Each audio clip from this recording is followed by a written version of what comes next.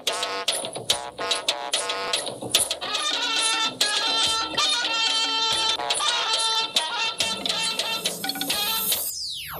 all of us as leaders of the party to maintain discipline and ensure that this new momentum is protected, sustained, and that decisions of party organs are respected by every member. Make sacrifices for governing party to remain formidable democratic enterprise. President Buhari tasked APC members. We thank the President most sincerely for his contribution to ensuring that the Declaration of Cooperation. Market stability. OPEC Secretary General Muhammad Sanusi Barakindo acknowledges President Buhari's support.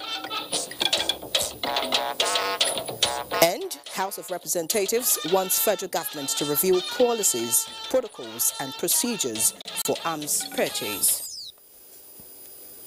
Hello and welcome to NTA Network News, reaching you live from Abuja. I'm Ian Ray John. The two is in our Lagos studio and Agatha will be reading from Benin.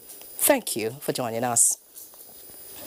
Leaders and members of the All Progressives Congress at all levels have been tasked to make the required sacrifices towards ensuring that the governing party remains a formidable democratic enterprise focused on building a strong, united and prosperous Nigeria. President Muhammadu Buhari, who threw the challenge at the opening of the virtual National Executive Committee meeting of the party, said the spirit of negotiation exhibited by members during the major talks pre-2015 must be recreated towards achieving the objectives. State House correspondent Adam Musambo reports. The virtual meeting of the APC National Executive Committee was convened to review the activities of the caretaker and extraordinary convention planning committee in the last 5 months, as well as chart the best way forward. The 13-member committee, headed by Governor Mai Mala Buni of Yobe State, was set up to, amongst others, restore peace in the party, conduct membership registration, organize a national convention, and mobilize the party for upcoming elections. Most, if not all, the court cases inherited from the last National Working Committee have been terminated. The NEC may also wish to recognize the new entrants and returnees to the party and equally take special note of the return of some of our members who left the party in the build-up to the 2019 elections. To crown it all, His Excellency Dave Umahi, Governor of Ebonyi, has also left PDP and his supporters have joined our party. President Muhammadu Buhari has expressed the conviction that the initiatives made by the caretaker committee brought what he called a remarkably new atmosphere of hope in the party. Despite the challenge to restore peace in the party and the series of elections at hand, the fact that we have gained more members and that we are not losing members to the opposition under the present interim leadership indicates improvement for the party. What is required now is for all of us as leaders of the party to maintain discipline and ensure that this new momentum is protected, sustained, and that decisions of party organs are respected by every member. President Buhari insists that all party members must have respect for each other as obtained during the major talks that produced the APC.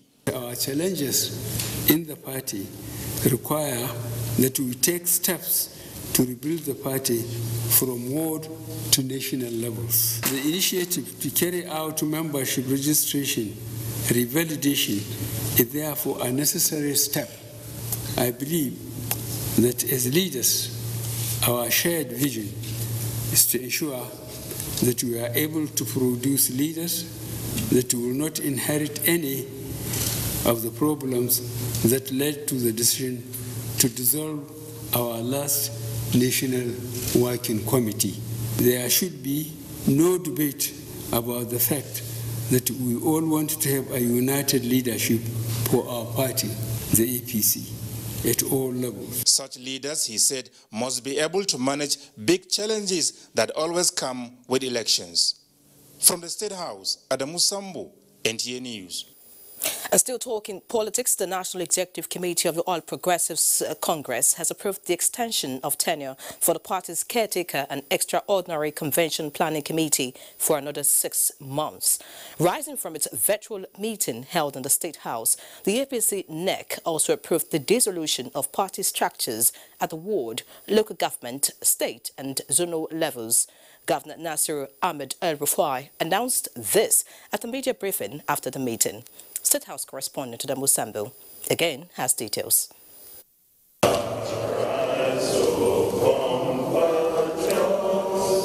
Apart from President Muhammadu Buhari, who is the leader of the party, and Vice President Yemi Oshibanjo, the NEC meeting was also attended by presiding officers of the National Assembly, all the APC governors and other stakeholders. We are in very high spirits because we have been winning by-elections and we are winning the heart of Nigerians.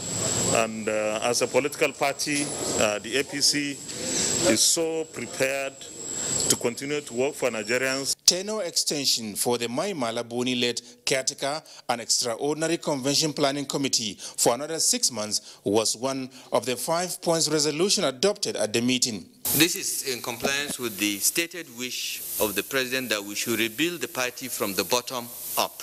Registration is going to start very soon, the revalidation of registration and membership registration, because since we undertook our last membership registration in 2015, about 25 million young Nigerians have achieved the age of 18 and may want to join the party. So we want to capture those, and then after we complete the registration, then we'll have Congress sit at these various levels leading up to a national convention before the 30th of June 2021 by the grace of God.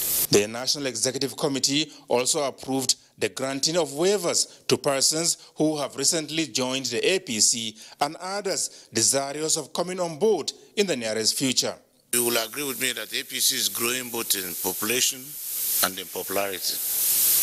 And the excitement out there for people to join the party, particularly politicians who want to run for one office or the other. So that clause, of course, is what is being cured by the decision of NEC today, that if you join APC, whether you are a member for up to 2 years or not, that you will still have the right to participate and contest the election being sponsored by the party. On the dissolution of the party organs at the ward, local government, state and zonal levels, the meeting approved the immediate reconstitution and composition of the dissolved executive committee members to serve in their respective offices in a caretaker committee capacity. The National Executive Committee of the party condemns in very strong terms the call by the PDP leadership and some of their cheerleaders for the resignation of Mr. President. NEC observes that security challenges, though regrettable, can only be addressed when all interests, civil and military, government and opposition, security forces, and indeed every citizen collaborate, irrespective of party affiliations. This is not the time to politicize security.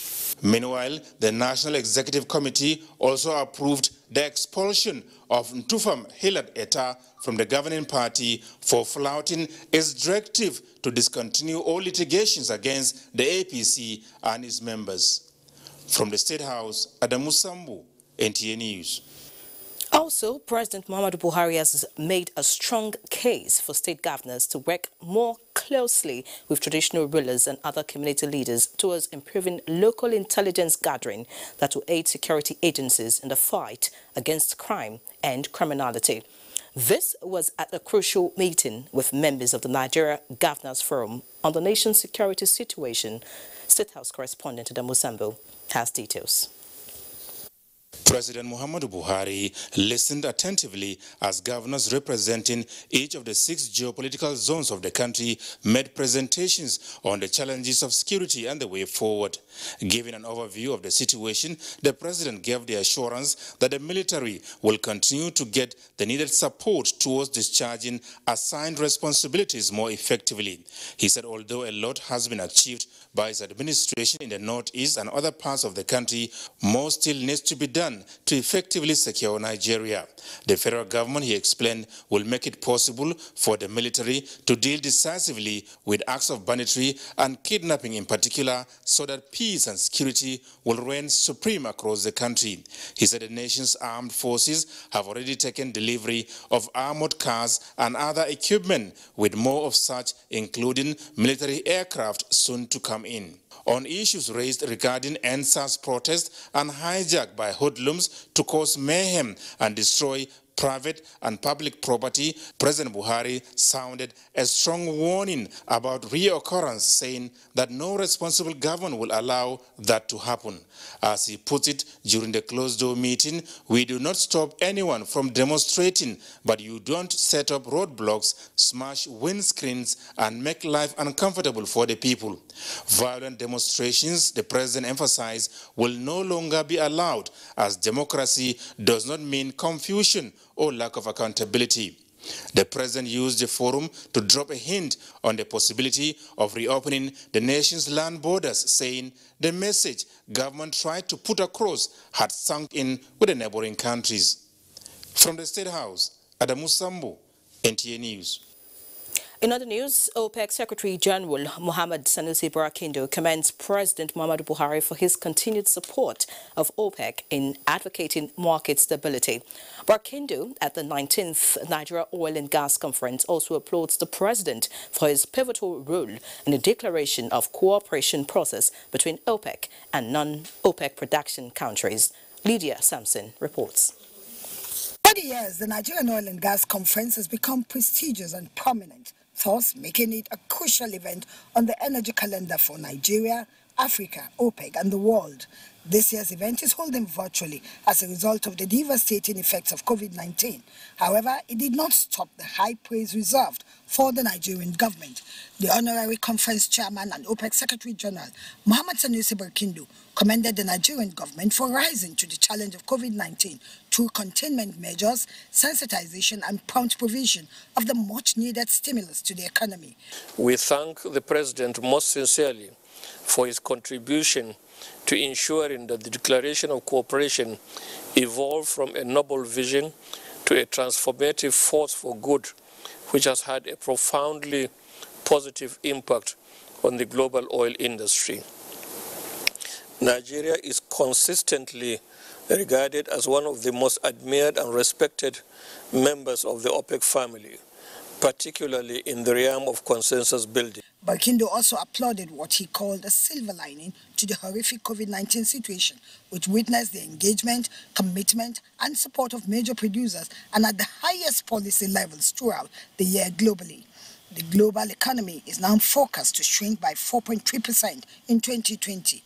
All OECD economies are projected to see a contraction, and all countries in Africa are anticipated to see a drop in GDP too. In Abuja, Lydia Sampson, NTA News. The federal government has reduced the pump price of fuel by 5 naira following its meeting with organized labor on Monday. The Minister of Labor and Employment, Chris Ngige, has confirmed that the reduction would bring down the pump price of premium maltose spirit, PMS, to 162 naira 44 kobo. Ngige further stated that the new price regime would take off from next Monday, 14th of December. It disclosed that the cut in price did not represent a discontinuation of deregulation in the industry, as it was not a cut on the price of crude oil, but that a committee would be appraising the market forces and every other thing that would make for stability in the industry, as well as liaising with all the marketers to make sure that the cap is always maintained. The committee would report back to the meeting on the 25th of January 2021. Ngige also noted that the Electricity Committee had made tremendous progress, would continue its activities, and would also report back on 25th January 2021. President of Nigeria Labour Congress, NLC, Comrade Ayuba Waba, said that price stability would protect poor Nigerians from the volatility of the oil and gas market. The second demand, which has to do with the issue of electricity tariff, would have to wait till next year. Nigeria has denied the allegation by the United States of engaging in systematic and shocking religious freedom violations.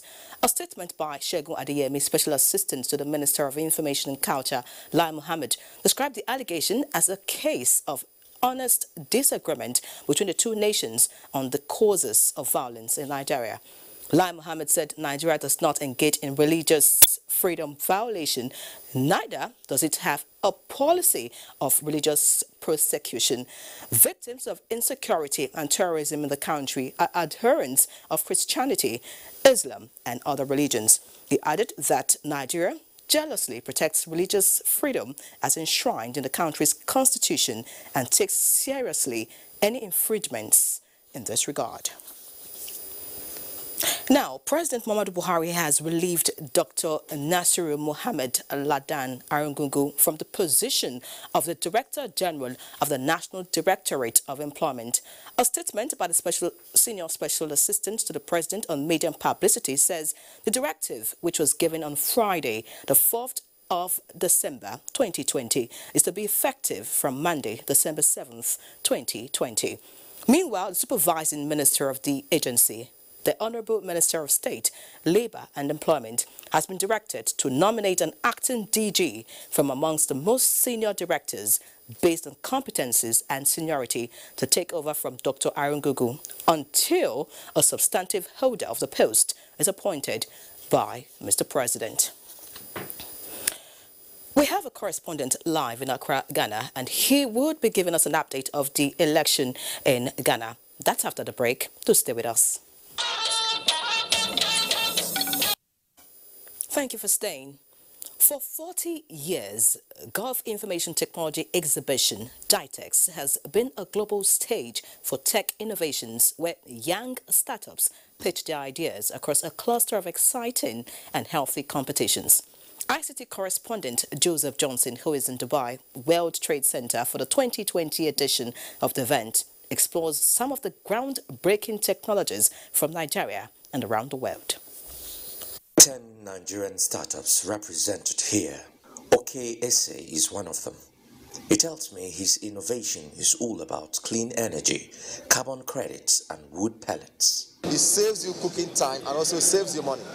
Now, another good thing is that our stove self-generates electricity. His colleague, Dari Odumade, is rather into smarter and trackable products. We help producers of pharmaceutical products and FMCG products protect their products from being counterfeited.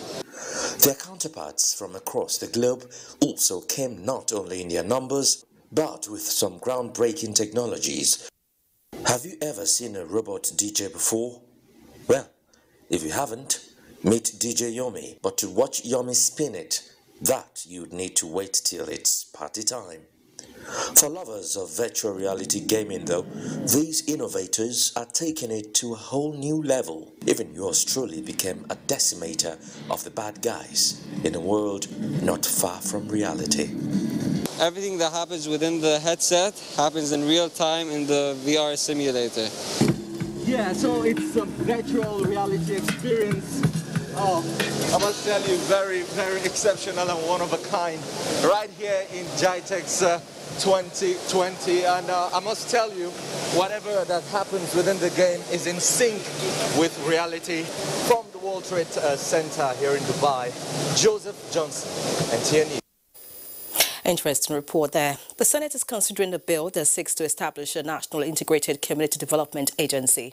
A National Assembly correspondent, Ignatius Nkwo, reports that the bill, which has now passed second reading, is targeted at reducing poverty among rural dwellers in line with the National Economic Empowerment Development. Plenary took off with the plight of rural dwellers in focus. This is sequel to a bill by Senator Stella Odua for the establishment of a National Integrated Community Development Agency. Rural integration development involves a coordinated program that requires integrating the development challenges that rural people face to help improve their living conditions. It's about empowering rural dwellers for life and livelihood. With respect to plurality of so many agencies, But I believe that notwithstanding, it's a very, very critical bill that we need to critically examine. The bill for the establishment of a unified scheme for a sound financial system that will facilitate and improve credit repayment culture and provide stiffer penalties for defaulters, sponsored by Senator Sani Musa, also passed second reading. The situation of Nigeria today demands an injection of a healthy bank credit and recovery system that will effectively fasten the pace of growth.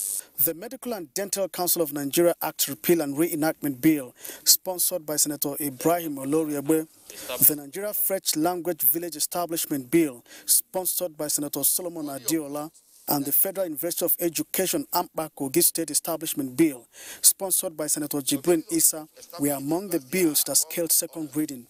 To encourage the advancement of learning in education and to hold out to all persons, irrespective of race, creed, sex, or political conviction, the opportunity of acquiring higher and liberal education. Senate has confirmed the nomination of Umaru Farouk Aminu as full-time commissioner representing the Northwest in the National Pension Commission. From the National Assembly, Ignatius Nkwo, NTA News. The House of Representatives has passed a resolution urging that policies, protocols and procedures for the purchase of arms be reviewed by the federal government. This followed a motion moved by Representative Ibrahim Al-Mustafa Aliyu at plenary. John Yaku has details. Representative Ibrahim Al-Mustafa Aliyu said the increase in arms deployment in response to internal security challenges has shown a significant increase in demand for arms and ammunition by various paramilitary forces. There are no proper protocols in place to ensure that arms, ammunition and related hardware that are being purchased are properly documented. Other motions adopted at Tuesday's plenary are the need to address infrastructural deficit in the Northeast as moved by Representative Zainab Jimba, the need to reconstruct the Kasinala-Bajit-Kodonga Takum Road raised by Richard Bande, the need to tackle incessant killing, kidnapping and banditry in Dusema Kufen Federal Constituency from Almayao Abdul Kadir, as well as a call to investigate the process of digital switch in Nigeria as moved by Olusegun Odebumi. If implemented, will strengthen digital broadcasting policy in the country. 3 bills also passed second reading. They are a bill to establish Nigeria Health Infrastructural Development Bank, a bill to establish the National Hydrographic Agency, and a constitutional amendment bill which seeks financial and administrative independence of state judiciary. With a view to ensuring that courts and judicial bodies established by the Constitution for the states are independent from any control. Plenary also considered the committee report on Federal Capital Territory budget of 199.2 billion naira for the financial year commencing January 2021. Deputy Speaker Idris Wasi, who presided over plenary, read a letter of notification of the defection of Herman Hembe, representing Vandika Constitutional Federal Constituency, from ABGA to the APC. John Yaku, NTA News. And in Borno State, the government has flagged off payment of 12 billion naira gratuity to both deceased and living retired civil servants. Governor Babagana Umar Zulum performed the ceremony at the Government House, Maiduguri. Mohammed Goni reports. Payment of pensions and gratuities as at when due is part of commitment of the Governor Zulum-led administration for the welfare of civil servants and retirees as captured in the 10-Pack Development Agenda. The state government has so far paid outstanding gratuity to the tune of 1,861 million naira to about 3,000 retirees out of the over 19 billion naira unpaid gratuities. The state government has also released 570 million naira to kickstart payment of gratuities for local government retirees out of the over 4 billion naira backlog. Governor Babagana Umara said the 12 billion naira loan secured from a commercial bank will not settle all the total backlog of gratuities, but appreciable number of retirees will benefit. All retired civil servants have to do biometric exercise after 5 years of their retirement, which is very important for us to determine whether such civil servants are alive or not. Governor Zilim added that government has commenced automatic migration of retirees from salary to pension since May 2020, adding that over 900 retirees have benefited from the process. Head of Service Barrister Simon Malgui said 4,384 live retirees and 4,780 deceased retirees, as well as those died in active service, will benefit in the first batch of the exercise. According to the head of service, all those awaiting gratuity from 2013 to 2016 will be paid in full, while junior officers with pension less than 50,000 in a month will be paid up to 2020. Beneficiaries of the gratuity payment, including Salamanza Bolawaji, Abubakar Maina, and Yahi Sanya, were full of gratitude to government for touching their lives. In Maiduguri, Mahmoud Goni, NTA News. All right, now we join our correspondent live in Ghana, Musbao Dan Wahab, to give us an update of what is happening as regards the elections that held yesterday. Musbao, what's the situation over there in Accra? Thank you, Ere. The tension is right now in Accra, the capital city of Ghana, and that's following the failed promise of the Electoral Commission that's promised actually to release the results 24 hours after the completion of the election yesterday. But that 24 hours has come and gone. The result has not been announced. So that's been leading to tension across the country. And what that is leading to actually now is that the two leading parties, they are issuing releases to declare themselves winners of the election, and they have been jubilating around town to show that they are the winners of that election. But as we speak, the heads of observation missions, talking about that of ECOWAS, the African Union, European Union, and even Commonwealth, as well as United Nations, just met, and any moment from now, we're expecting the outcome of that meeting to be made known. So that apparently they're trying to mediate and see how to see that the tension in this country does not lead to something untoward.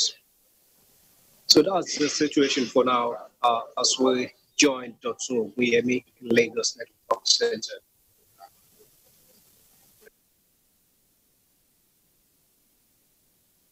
Thank you so much for that update, Musbao. And the federal government is urging refugees, migrants, and internally displaced persons to take advantage of its free data collection platform domiciled in the Nigeria Immigration Service for prompt planning and provision of necessary assistance.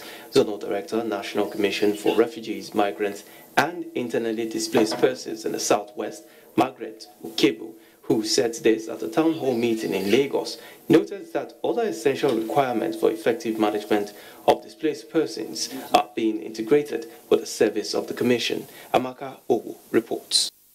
In this hall are refugees, migrants, and internally displaced persons from Lagos State. They have one thing in common: the challenge of being reintegrated into the society. Mohammed Adam is a migrant from Sudan, while Belinda Kamosi is from Congo. They are proficient in the art of architecture and hairdressing, but without steady jobs to meet their daily needs. I don't have a job, and being a refugee, not a national in Nigeria, this is one of the things I find very, very difficult. I be refugee, small, they try, give small money, they chop, they give school fees. The good news, however, is that there is light at the end of the tunnel, as most technocrats and professionals here are willing to assist. Some of them who want to learn skill work, some of them who want to be on their own, so that the Commission with our partners can come together and assist them. Zonal Director, National Commission for Refugees, Migrants and Internally Displaced Persons encouraged them to be hopeful, as government is leaving no stone unturned in addressing their challenges. These are our brothers and sisters who, for some reason or the other, have had to find themselves in this precarious situation, and they need to have that kind of assurance that all is not lost. They need to understand that everything they are looking for outside is here within Nigeria.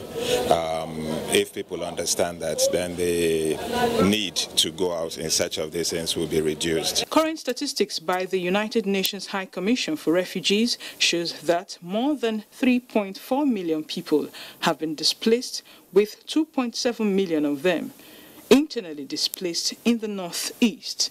In Lagos, Amaka O, NTA News.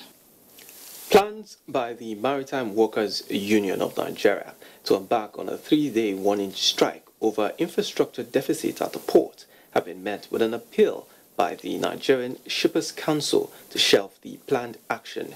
The Executive Secretary of the Council, Hassan Bello, assured the workers of the federal government's commitment to ensuring effective port operations.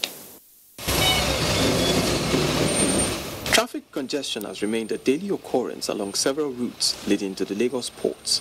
This has resulted in increase in charges and fees by terminal operators on import and export goods.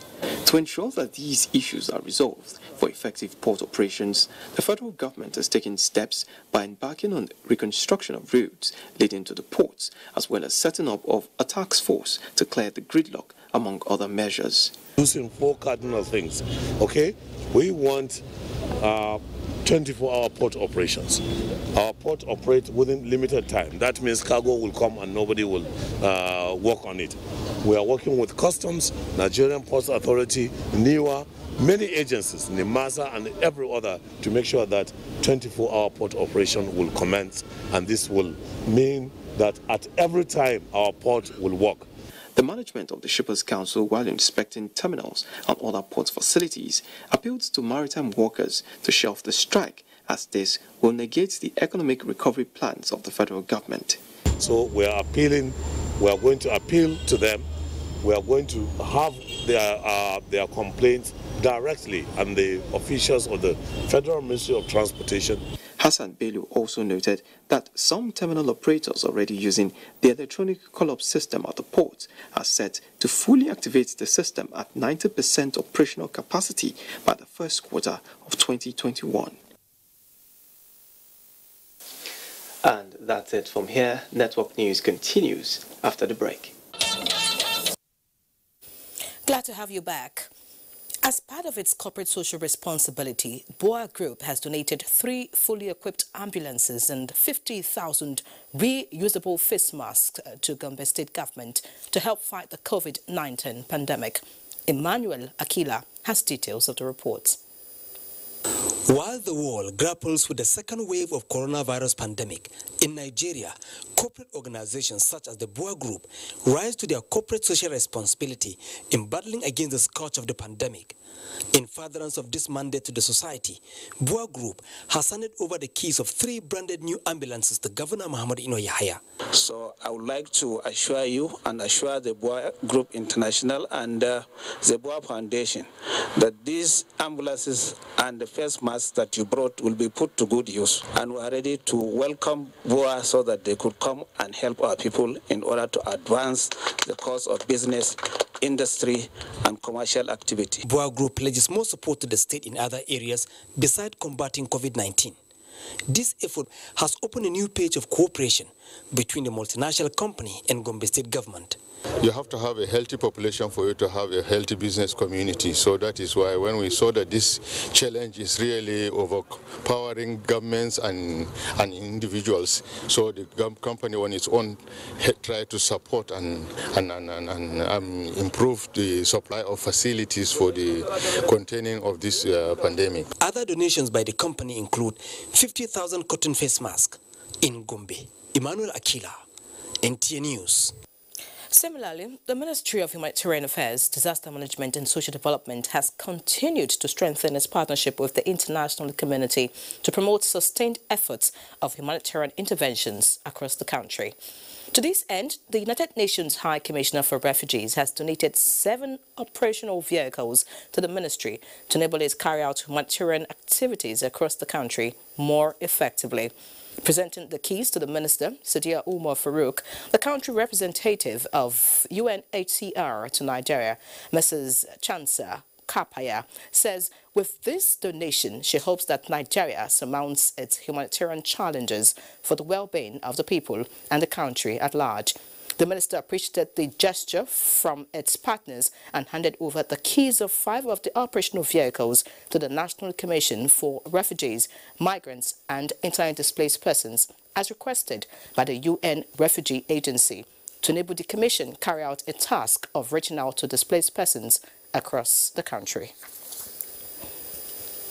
The Rural Electrification Agency has installed a total of 8.25 megawatts solar hybrid off-grid electricity at the University of Agriculture, Makurdi, Benue State.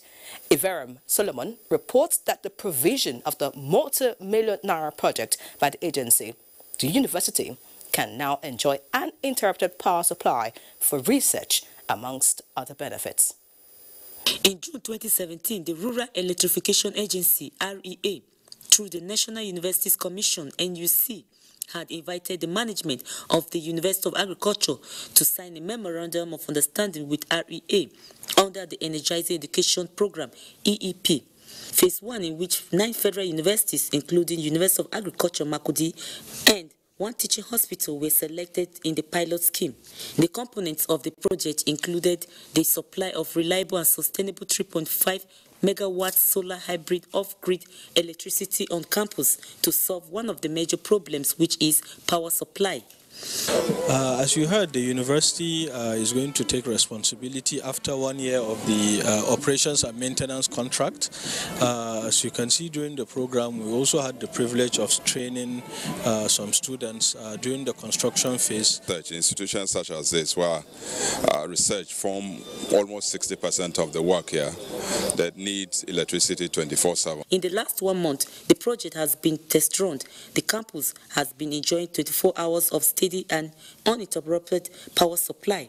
With the inauguration of the solar hybrid power plant, it will create a conducive and productive environment for academic and administrative work to thrive among staff and students. And operate a training center to train and certify students in courses related to renewable energy.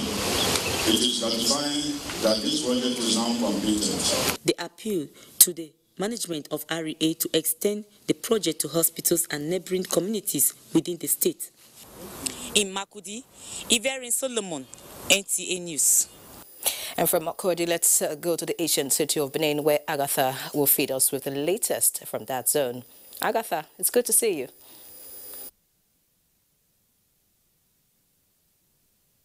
See you too, Henry. Welcome to Benin. The Nigerian Army is energizing with other security agencies to curb the increasing trend of insecurity and other acts of criminality in Ekiti State. To this end, the 322 Artillery Brigade in Akure is leading an interagency interactive session for Crocodile Smile 6 with multi-agency approach in digital security. Ayodeji Ogunshakin reports. For some time now, Ekiti State has been facing a series of insecurity, worried by the increasing speed and the shift in paradigm, the dimensions of the crimes and criminalities, the need to tackle the challenges with evolving modern digital methods in achieving the objectives of the Operation Crocodile Smile 6 was the focus of the workshop. The exercise emphasized the need for the military and other security agencies to understand the capabilities of each other and consider how best to use available resources. The state governor, Dr. Kayode Fayemi, who was represented, acknowledged the initiative by the Nigerian Army and other security agencies, saying government is poised to make the state uncomfortable for criminals through various necessary security architecture. Has committed a lot of logistics to ensure there is safety of life and property. I believe that we are going to give the criminals a very hard time. Participants were drawn from various security agencies as well as non-official security outfits. In Ado-Ekiti, Ayodeji Ogunshakin, NTA News. Away from security, workers in federal government ministries, departments and agencies in Ondo State have undergone free medical checkup courtesy of the Forum of Heads of Federal Establishments. Olubukola Aduwo reports that the civil servants and their families who benefited from the program expressed appreciation for the initiative. The free medical checkup covered such chronic ailments like diabetes, high blood pressure, hepatitis B and eye care. The health outreach was put together by the heads of federal establishments in Ondo State with the assistance of medical personnel from the Federal Medical Center, Owo. It will help us keep a healthy and vibrant workforce for the federal government, and for those that are having medical issues, they correct it on time before it becomes a personal challenge to them. We want them to work healthy and retire healthy. Some of the beneficiaries admitted that it's been long they checked their health status. And you know, they will discover some things from your body, and they even prescribe drugs. Until you come around to come and maybe the checkup and all those things, you discover that you need a little treatment. The forum promised that the program will be organized from time to time. In Akure, Olubukola Aduwo, NTA News. And that's it from here. Henry, you're on. The National Population Commission, NPC, says Nigeria is on the path of delivering a population and housing census that will stand the test of time as the Commission commences its nationwide enumeration area demarcation exercise. Executive Chairman, National Population Commission, Nasir Issa Kwara, gave the hint while meeting with the leadership of the Nigerian Television Authority in Abuja. Olusheye Adiagbo reports. As the National Population Commission awaits a presidential directive for the conduct of a new census, the remuneration area demarcation is a pre-census exercise used in estimating both human and material resources to achieving a smooth exercise and meeting its mandate of generating a transparent and reliable data. Leadership of the NPC believes sensitization and information of its programs to the nation's populace is necessary, hence the solidarity meeting with key actors. And its Director General expresses readiness of its organization. I would like to assure you that as we did in 2006, we'll be quite willing to do even more to ensure that, come 2021 or 2022, we have a population count that will not, be a subject of controversy, from any section of this country. In the meantime, the NPC Executive Chairman, Nasir Issa Kwara, has also met with journalists to speak on the impact of the remuneration area demarcation EAD exercise to national development. Providing information invaluable for security surveillance as well as crime detection, prevention, and facts regarding household distribution obtainable from the enumeration area demarcation. The EAD exercise, which is set to begin Wednesday, 9th December through to January 20, 2021, is the 11th phase and will cover 95 local government areas across 36 states of the Federation. In Abuja, Olusheye Adiagbo, NTA News. The death has been announced of Alhaji Muhammadu Sani Ishaku Katsina. He was 85. He attended Katsina Middle School and was among the students transferred when the school was moved from Katsina to Zaria as Barawa College. Upon completion of studies, Sani Katsina joined the Nigerian Broadcasting Corporation in Lagos and was among the pioneer staff of the Broadcasting Company of Northern Nigeria's Radio Television, Kaduna, in 1963. He took over from the expatriate as first indigenous RTK head of television service. He was chairman, Kaduna State Civil Service Commission, and subsequently of Katsina State upon its creation in 1987.